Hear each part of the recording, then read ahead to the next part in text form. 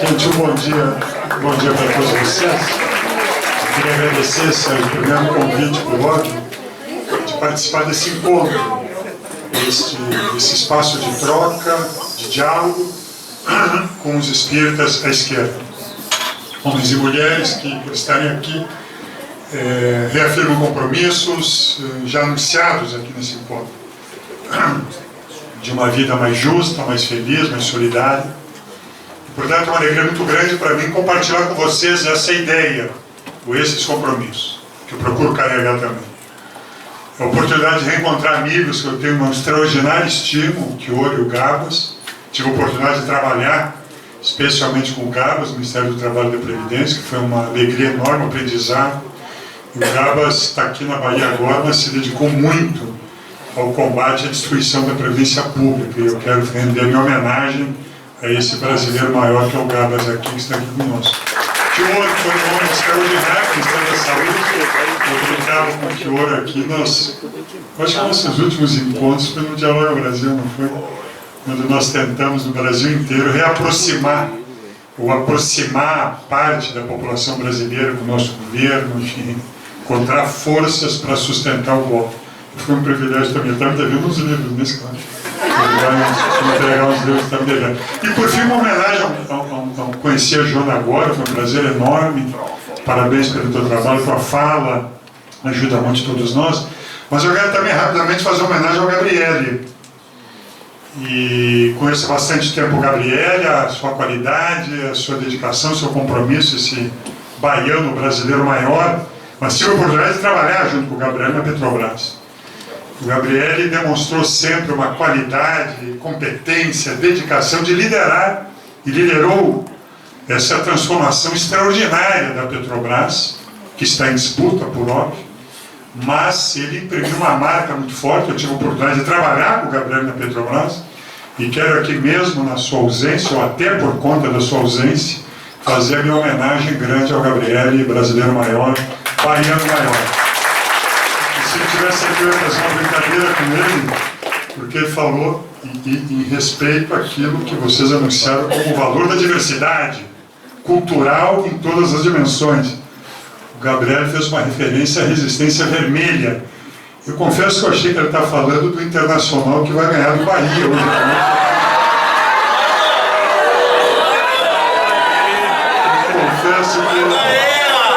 Eu confesso que a referência era meu Colorado, que precisa mais de uma vitória do Bahia.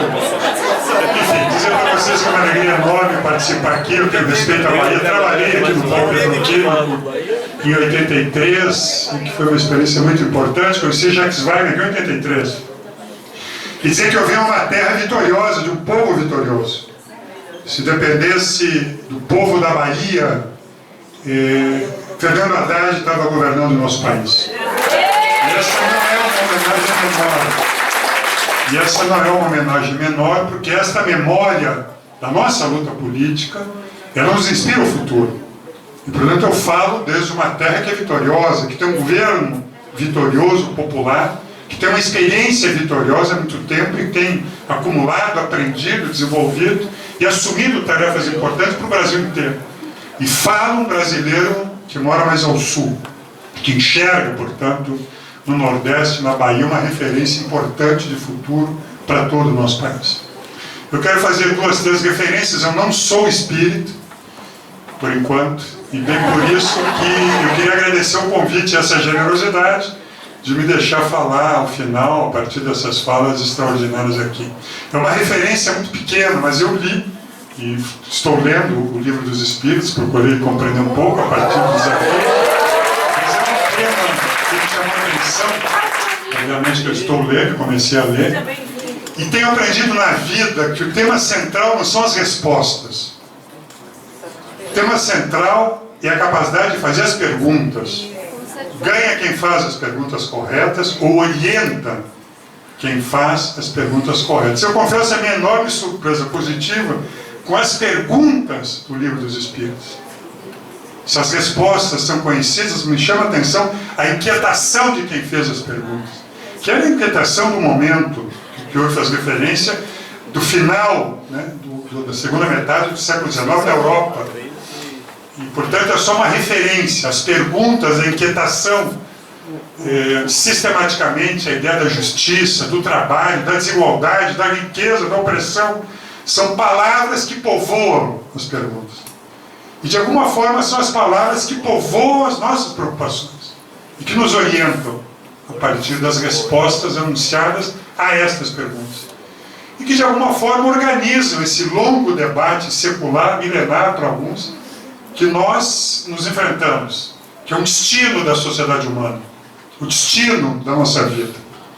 E eu quero fazer essa referência, que é uma referência muito importante a partir do que vocês aqui trazem. Só se questiona sobre justiça, sobre desigualdade, sobre opressão, sobre riqueza, sobre esses temas, obviamente, que tem uma visão orientada por aquilo que ele espera das respostas. Que é uma ideia, né, de uma sociedade mais equilibrada, mais igualitária, mais justa, que são conceitos muito fortes. As condenações são muito fortes do ponto de vista moral e ético. As condenações à iniquidade, as condenações à concentração, à exploração, ao trabalho, à desigualdade são muito fortes. Eu acho que essa é uma referência que ilumina quando vocês dizem para nós que não é possível ter um espírita, homem ou mulher, de direita. Porque há uma condenação moral e ética muito forte na doutrina sobre este tipo de sociedade. O segundo tema é que a fala da Joana e do Gabriel nos ajudam muito, depois de vocês, embora vocês corretamente trabalhem com a condição de espírito, nos ensinam nos ajudam a compreender esse período que nós estamos vivendo, de enorme perplexidade e mudanças. É um período de intensas mudanças. E é difícil enxergar a mudança quando nós estamos dentro de mudanças com uma profunda qualidade como essa. Enxergar a natureza das mudanças, o destino das mudanças. Mas eu acho que essa postura que eles nos provocam, recuperando um pouco a história, Joana, que tu fizeste de uma forma muito qualificada e que nos ajuda.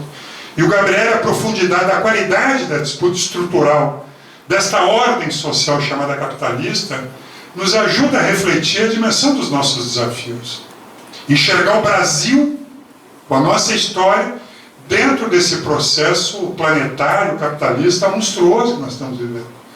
Eu vou falar do trabalho, do tema aqui, mas só rapidamente registrar essa ideia de que nós estamos diante de algo violento, destruidor, de um ambiente de maior estabilidade que nós conhecemos, nesse início do século XXI, a um conjunto de análises, por que chegamos, mas o fato é que conquistas seculares como a democracia, como maiores equilíbrios sociais, estão sendo destruídos, ou as ideias de vontades de maiorias, destruídos por uma violência produzida por este capitalismo de forma brutal.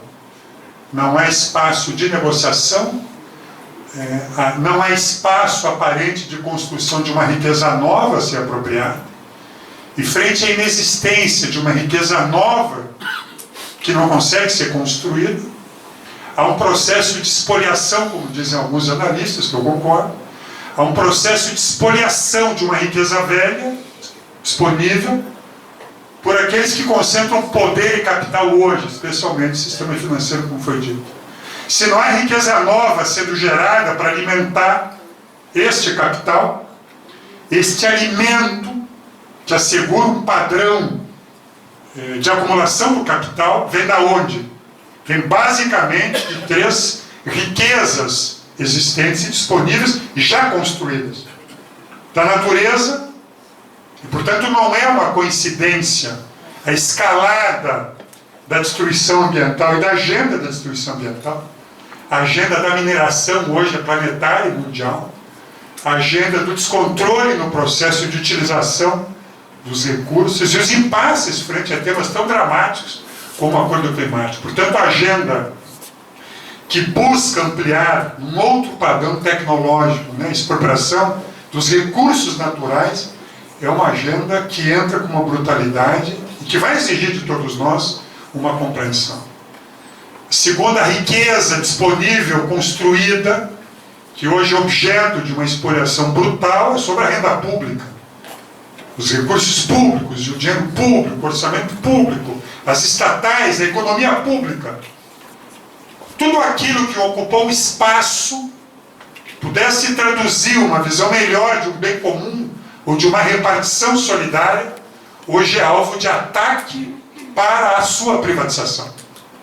A previdência social, que aqui foi demonstrado, ela não serve, porque ela é um espaço público que retirou espaço de acumulação privada. Portanto, ela tem que ser destruída.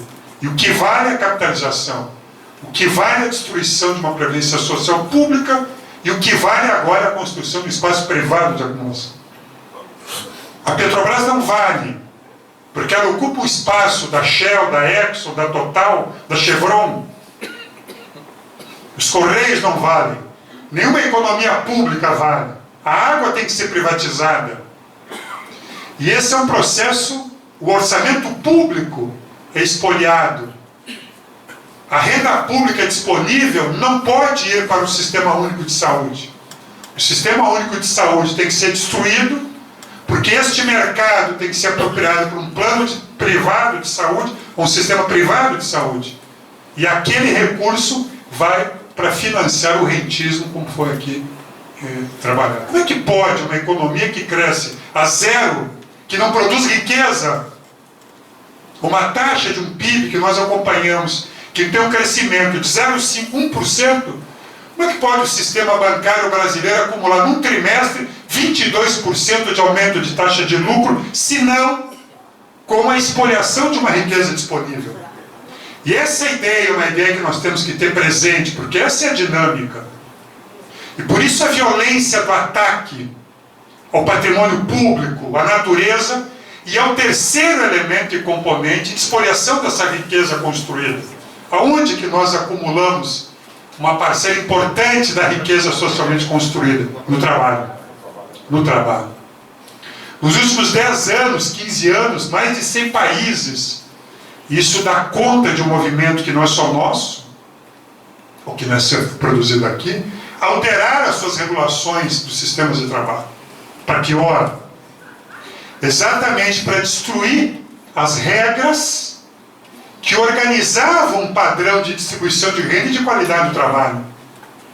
Essas regras foram destruídas no sentido de retirar proteção a esta renda do mundo do trabalho e dispor essa renda para acumulação empresarial ou privada. Então, este movimento é um movimento que, para nós, eu penso, é importante que a gente acompanhe, assista, porque é de uma violência brutal. E quando a democracia, as vontades majoritárias populares, construídas no espaço democrático, e a democracia é uma conquista popular, a democracia interessa a nós. Quando esta democracia estabelece barreiras, diques de contenção a este processo de concentração, de desigualdade, essa democracia não serve mais. Ela é secundária, ela é instrumental. Esta legalidade, já diziam alguns, teve um sujeito, que eu acho que serve essa frase para nós, teve um sujeito, o governo francês, na Comuna de Paris, em 1871, quando eles massacraram a luta, puta Deus quis, a luta operária em Paris, sujeito conservador que disse que a legalidade nos mata. Dane-se a legalidade. Ela nos mata. E assim que eles enxergam a legalidade democrática que elegeu Lula, essa legalidade limitada que nós conhecemos, que elegeu a Dilma, que desencadeou um espaço político nessa sociedade que fizesse com que a gente construísse e reconstruísse o Brasil, ocupasse um papel na distribuição da riqueza do poder político da sociedade brasileira, como nunca. Por isso nós temos aqui as universidades da Bahia, que a gente conversava, os financiamentos da agricultura familiar, a presença negra nos espaços públicos, a maior, não suficiente, das mulheres, da juventude, dos programas que nós construímos com os limites que foram, que eu tenho total acordo. Nós não fomos capazes de politizar, no melhor sentido da palavra, no sentido estratégico e político, aquela conquista. E ela apareceu como uma dádiva de um prefeito, de um secretário da Caixa Federal, no caso da minha casa. Mas aqui nós estamos. Eu quero só fazer essa referência, e vou agora para o mundo do trabalho, Porque eu acho que essa ideia mostra os desafios que são colocados para todos nós, né? De que é um processo brutal e violento que se produziu no Brasil, de uma violência monstruosa. De tirar uma presidente eleita em 2 anos e prender o presidente Lula, condenar como condenaram o presidente Lula, é uma brutalidade, uma violência política extraordinária. E é no ambiente desta violência que este projeto se reproduz. E compreender, afinal de contas, que sociedade é essa que acolheu alguém que levantava uma bala, uma arma numa mão e uma Bíblia na outra mão. E a capacidade de manipulação de um sentimento generoso da população brasileira que essa elite produziu. De um povo generoso como nós, solidário, porque é pobre, porque é miserável. E a capacidade de manipulação que eles produziram foi gigantesca, a ponto de produzir e sustentar em algumas regiões do país. Por isso eu faço questão de fazer referência à distinção da Bahia e do Nordeste. Não é uma opinião única do país, e nem eles representam o conjunto desse país. Isso é um elemento político positivo para nós, na minha opinião. Eu acho que essa é uma referência, ela nos ilustra, todos nós temos as nossas responsabilidades, cada um de nós aqui, no seu bairro, na sua cidade, na sua comunidade, no seu sindicato, no seu partido, na esquerda. Mas ela nos organiza um pouco a qualidade da disputa para frente. Como enfrentar, como dialogar, como reagir, como se unificar, como construir força. Para impor outras perguntas, né? Para mudar essa agenda. Ou alguém acha que vai mudar o Brasil matando mais, defendendo mais violência? Nenhum país do mundo mudou fazendo isso. Nenhum país do mundo mudou fazendo o que eles estão fazendo. E eu quero falar um pouquinho sobre o trabalho, a partir do que já foi dito aqui. Então essa é uma referência que todos nós estamos convocados a resistir a um tempo de resistência. É um tempo de resistência. É um tempo de reorganização, de luta, de mobilização, de reflexão, de conversa, como vocês estão fazendo aqui. Mas é um tempo de resistência. Uma resistência ativa, na minha opinião. Uma resistência não é um conceito passivo de negação.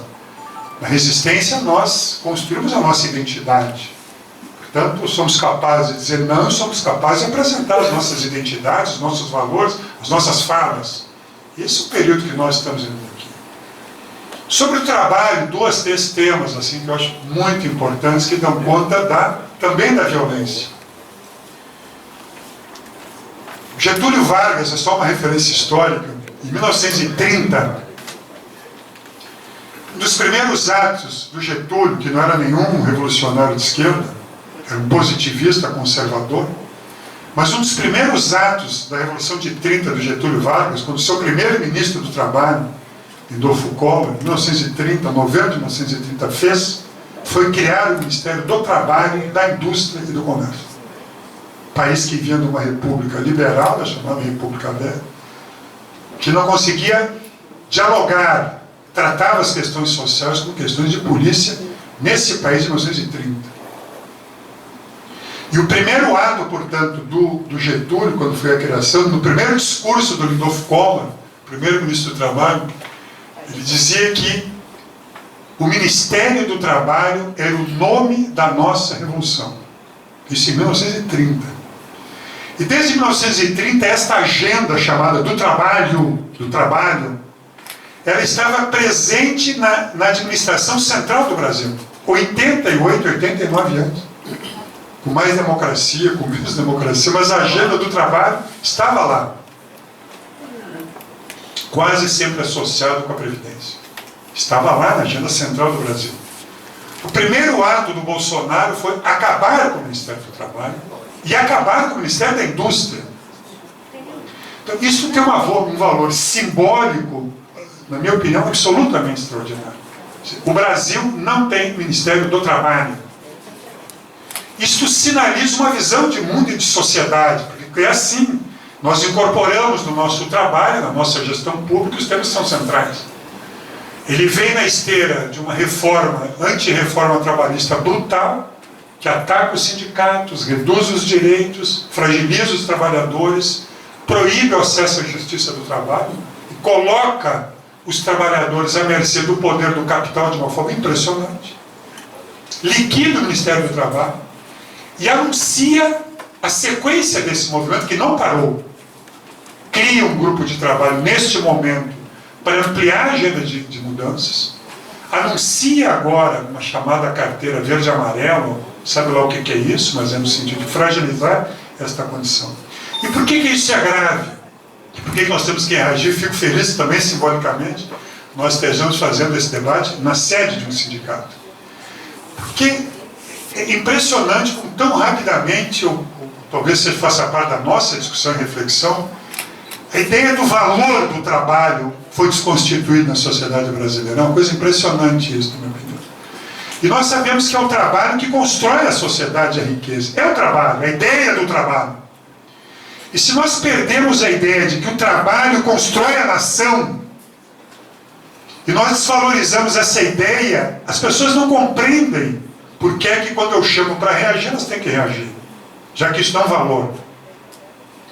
E é tão impressionante isso nesse Brasil, que isso é um processo histórico, onde as elites, por causa do que foi dito aqui, seja por conta da história da palavra, que Ouro, Galas falaram, todos falaram aqui, mas essa ideia do trabalho associado à escravidão nesse país, a desvalorização, do ponto de vista social e cultural. O Brasil, 2, 3 dados aqui para não chatear, mas é um negócio impressionante assim. Associado ao fenômeno da traição ao povo negro que as elites fizeram, e se trata da maior traição social na história desse país, para reproduzir nosso amigo, porque a ideia do fim da escravidão formal veio associada à recusa de qualquer espaço de trabalho. E foi associada a uma ideia mais brutal que até hoje faz parte de um processo de dominação, que foi uma chamada cultura científica e biológica que dizia que os negros eram inferiores. Exatamente. As raças tinham suas virtudes por serem raças e características, e aqui da Bahia, chama aqui, me ajuda, Nina Rodrigues, um dos grandes teóricos, que diz, Nina Rodrigues chegou a dizer que é preciso ter 2 códigos penais no Brasil, um para os negros e outro para os brancos. E essa cultura política, logo depois do fim da escravidão, isola e segrega de uma forma brutal e legitima cientificamente a dominação branca e a exclusão negra. E transforma os negros, os mulatos, os pardos, tudo aquilo que inventaram, a raça mestiça, numa raça degenerada, perigosa e bandida. E preguiçosa, como os índios. O Brasil incorpora milhões de imigrantes brancos, que também vão ser marginalizados, e a partir desse movimento histórico, de um excedente de uma mão de obra disponível negra, e de um excedente de uma mão de obra branca disponível aos milhões, são 4 milhões de imigrantes miseráveis que vieram para cá. Os meus antecessores são miseráveis, que morreram de fome na Itália, por isso que vieram para cá, aos milhões. E esse povo branco, negro, excluído, miserável, vai compor, durante todo este período, uma força de trabalho disponível que nunca foi totalmente utilizada na economia brasileira. Essa elite sempre dispôs, portanto, de um excedente de mão de obra brutal. E a economia brasileira nunca foi capaz de absorver essa mão de obra, nunca. Nós nunca fomos capazes de absorver. Isso criou uma condição de exploração brutal e única. Poucos países tiveram essa condição. E essa elite manejou tão bem esse excedente de mão de obra. Quando nós pegamos a relação PIB-salário, o trabalho assalariado, os países que têm algum padrão de desenvolvimento, sempre a renda do salário é igual a 60%, 65% ou até 70% da riqueza nacional. O que se ganha em salário, tá, gente? Pega tudo que é salário. No Brasil, nós nunca chegamos a 48%. E nos 2 momentos que nós nos aproximamos de 50% dessa distribuição de renda, golpe, interrupção da democracia. Foi com o Jango, foi com a Dilma. É matemática, impressionante. Olha no gráfico, quando a riqueza começa a ser distribuída para o trabalho, para o assalariado. E nós fizemos isso especialmente com o salário mínimo, que foi a maior política de inclusão social e distribuição de renda do nosso governo, foi o trabalho e o salário mínimo, os 20 milhões de empregos formais, o crescimento econômico e o aumento da renda embaixo, o aumento do salário mínimo, estimulou uma distribuição de renda dos sindicatos, toda a sociedade brasileira. E talvez nós tenhamos errado de não ter anunciado isto como um valor. Corretamente falamos muito da Bolsa Família. Corretamente falamos muito como expressão de solidariedade, especialmente às crianças. Mas a ideia de que o Brasil mudou nos 14 anos, porque essencialmente a renda foi distribuída pelo trabalho formal, pela renda distribuída, pela política de valorização do salário mínimo, pelo estímulo à negociação e organização sindical, nós perdemos o espaço político de valorizar esta agenda, e ela foi central, associada às políticas públicas que constroem uma renda social. O cara que não paga aluguel, que foi uma coisa, o cara que tem o direito à universidade, essa renda social que nós... Mas foi no trabalho que mudou o Brasil. Então, esse é um tema estratégico para nós. Segundo, que nós sempre tem isso, para mim, presente sempre na nossa agenda futura, porque é aqui que nós vamos disputar a política mesmo. A economia, tem gente que diz que é política concentrada, e é. Quando a gente olha dentro desse mundo do trabalho, dos 100 milhões de brasileiros, olha a Bahia. Eu faço essa referência porque ela nos desafia. Eu esgotou meu tempo aqui. Deixa eu só falar duas coisas aqui. Eu disse, quando a gente olha a Bahia, o mundo, que mundo é esse do trabalho? É um mundo em que o salário médio no Brasil é um salário de R$ 1.500. Eu me atrapalhei aqui, peraí, só vou terminar 2 dados e dou para você. A gente escreve quando entende a letra, né? Peraí que eu já vou entender aqui.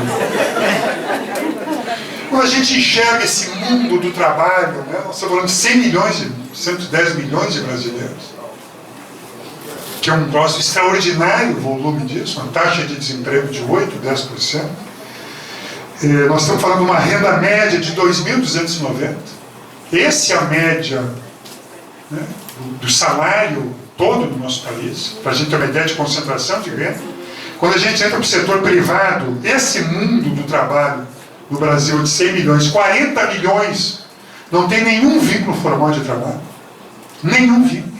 São os empregados sem carteira assinada, são os trabalhadoras domésticas sem carteira assinada, são os conta próprias sem MEI, sem CNPJ, 40 milhões. E se eu boto os 12, 13 milhões de desempregados, nós vamos para 52% desse povo brasileiro desassistido, solto, abandonado por aí, com as suas angústias, seus temores, e seus medos e suas expectativas.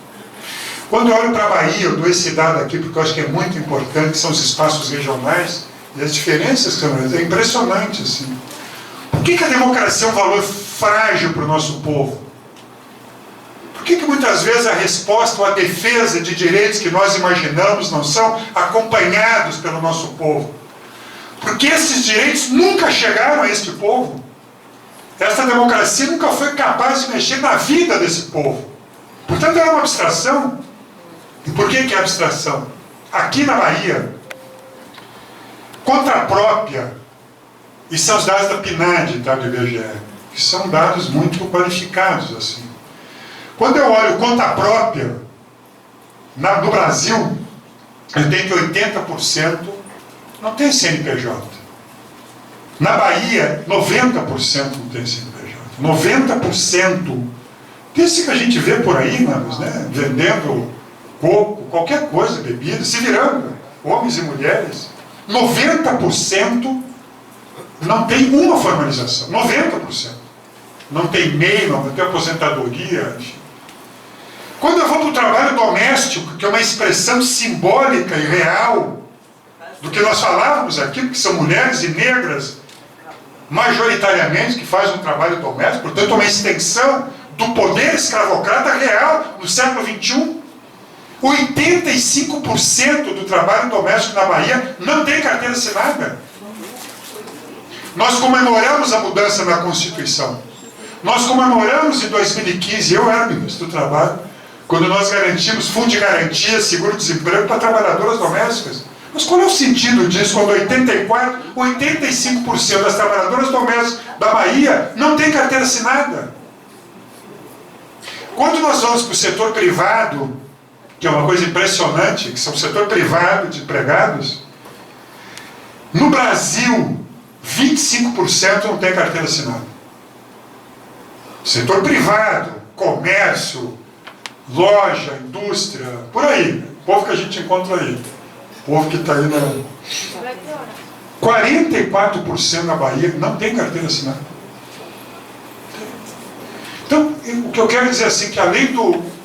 Isso eu encerro aqui, por ponto de vista uma reflexão política, assim, que nós temos uma sociedade tão fragmentada, tão desigual, tão quebrada e tão diferenciada, que a nossa linguagem é uma linguagem difícil de ser compreendida. Porque quando eu falo para uma mulher negra baiana que não tem carteira assinada do valor de ter uma fiscalização do mercado de trabalho, do valor do Ministério do Trabalho, não tem ideia o que é isso. Nunca chegou na vida delas.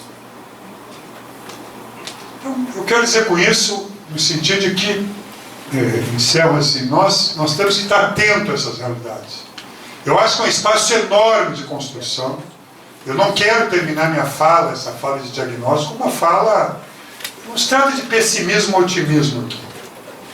Mas se trata de compreender, eu acho que um otimismo crítico, ele nos ajuda a pensar o futuro. Nós criamos forças poderosas, a América Latina muda. E eu não acredito que essa turma se legitime, e nem se legitima socialmente. A América Latina dá conta, quando ela se movimenta e ela se revolta contra tudo isso com uma força impressionante. Está aqui o Chile, o Equador, a Bolívia, ele ganhou. Amanhã, talvez a melhor comemoração do aniversário do presidente Lula vai ser definitivamente, simbolicamente, a derrota cachapante do Macri e do neoliberalismo na América Latina.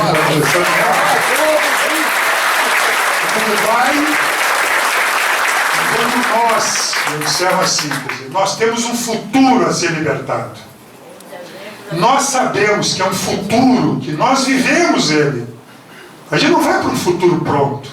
A gente constrói esse futuro. Esse é o nosso mandato pessoal e coletivo. Não é caminhar em direção ao futuro pronto. Mas nós aprendemos que nós construímos esse mandato, nós construímos esse futuro e vivemos esse futuro. Eu, quando vou na Universidade de Cruz das Almas, que eu fui agora, eu choro. Porque eu fui em 2003 e vi uma faculdade de agronomia. 10 anos depois, eu vou lá e vejo uma universidade com quantos alunos? 20 mil? 25 mil alunos em 10 anos. Ninguém fez isso no mundo. Ninguém fez isso no mundo. Nós fizemos 30, 40 milhões de pessoas que deixaram de ser pobres e miseráveis. Criamos 20 milhões de postos de trabalho. Nós fomos capazes e vivemos isso. Nós vivemos aqui. O que é o espaço maior das mulheres, do povo negro nas universidades? Eu vi recentemente Gilberto Gil na ONU, gente. Alguém de vocês viu? Ele cantou lá a Menina Baiana, né? Toda Menina Baiana. Gente, o Gilberto, onde fomos? Isso que nos dá esperança e vida. Porque nós já fomos. É uma abstração. Nós chegamos. Ver Gilberto Gil na ONU, com Kofi Annan, cantando atabaque na ONU. Gilberto Gil cantando toda a Menina Baiana. É uma alegria, uma felicidade e um mundo novo que nós somos capazes de construir. Isso nos anima. Nós temos que libertar este futuro aprisionado por esse presente sem esperança que eles querem nos impor. A presença de vocês aqui nos traz isso. É possível libertar esse futuro, pensar o futuro, recuperar essa capacidade de indignação e de pensar um futuro novo para todos nós. Eu acho que a força do Lula, simbolicamente, a ideia de um Lula solto, é um negócio tão extraordinário. Eu acho que não tem equação política pronta ainda. Porque na minha cabeça, e por que não tem equação política? Por conta da nossa força, não por conta da nossa derrota. Porque a presença do Lula livre, e o Lula corretamente sabe que a liberdade dele é a inocência dele. O que prende o Lula não é a cela de Curitiba. O que prende o Lula, ele diz isso para nós, é a sua condenação social. Por isso ele luta pela sua inocência. Ele não quer sair da cela de Curitiba, coisa nenhuma. Ele quer um julgamento justo, porque ele quer ser inocentado junto ao povo brasileiro e ao mundo inteiro. Ele não é um ladrão, ele não é um corrupto. Isso aprisiona o mundo. E ele sabe disso.